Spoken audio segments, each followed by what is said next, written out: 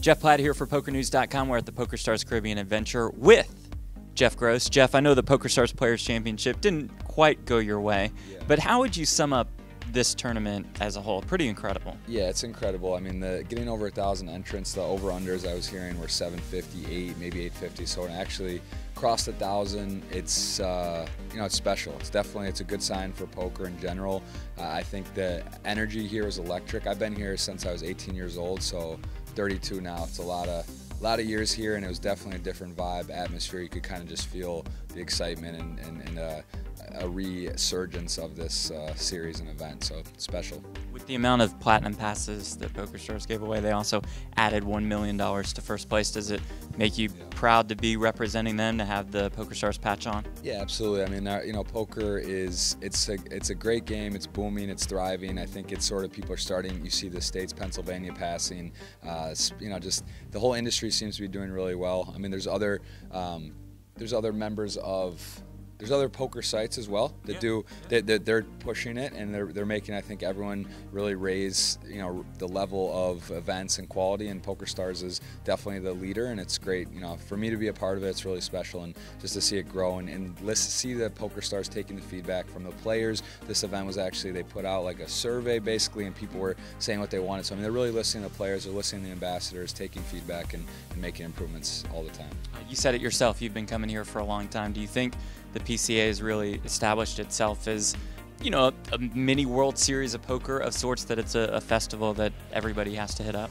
Yeah, no, I do. I believe that there was a few years where it lost its luster a bit. It was down, the 5K buy-ins, the entries were lower. It was kind of like, didn't know what was happening. But I think it's gotten back. The last year it felt different, and now this year it's just super special. I don't know. There's really no way to describe a 25K buy-in to get over 1,000. It's just, it's really nothing else to say. It's just incredible. And I don't know where the Platinum Pass winners were. I had 3 tables yesterday. I didn't see one, but but they were there. They were in the field. I know. I heard it's confirmed there were 300 somewhere. So it's great, and it was fun, and the energy was amazing. Just a bad table draw for you. That's a couple. It was annoying because to get get table moved always annoying. Just because that's you're in your flow, you're feeling the vibe of the table, and then when you get picked up, it's sort of like, all right, I'm starting over again. So it happened a couple times, but it's part of the game. It's just how it works. Obviously, it's just something that happens, and table draw is important, but you always just have to be prepared to do your best, and and take what's given.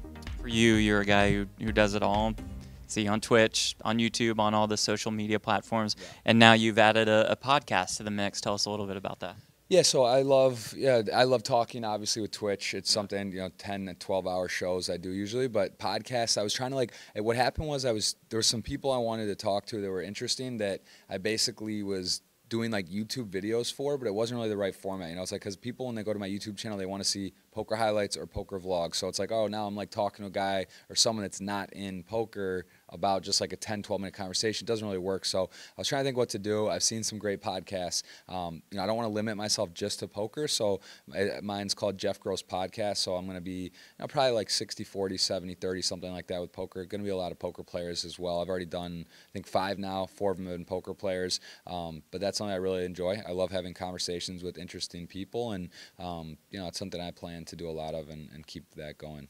Yeah, and like we said, you have so much going on, but also your family's going to get a little bit bigger. Congratulations on that, and how excited are you guys? Yeah, it's just over the moon. I talk about running bad or hands and things. Right. It's in life. Who cares? Healthy, a baby on the way, healthy. Everything's good so far. My wife's 6 months along, and we're super excited. I think one thing I say, people say, oh, now are you going to be less involved or stuff? But for me, if anything, the baby, from what my experience, I've seen friends and stuff, the baby's at home. There's not a lot I can do. I mean, I'll be there. I'm going to be around. I want to help. I want to be. It doesn't mean I can't do a podcast for an hour or 2 a day. It doesn't mean I can't record videos. I can't even stream. My wife's Brazilian. Go to Brazil, play online, do Twitch, go places. So, for me, obviously, family's paramount, and I want to make sure I'm present and very involved. But it's not I'm having a son, I'm just going to disappear and be off the globe. If anything, I think it may refocus me and even just get some more content from home and figure out ways to do that with podcasting and Twitch and other things. So, I don't think it'll be too much of a,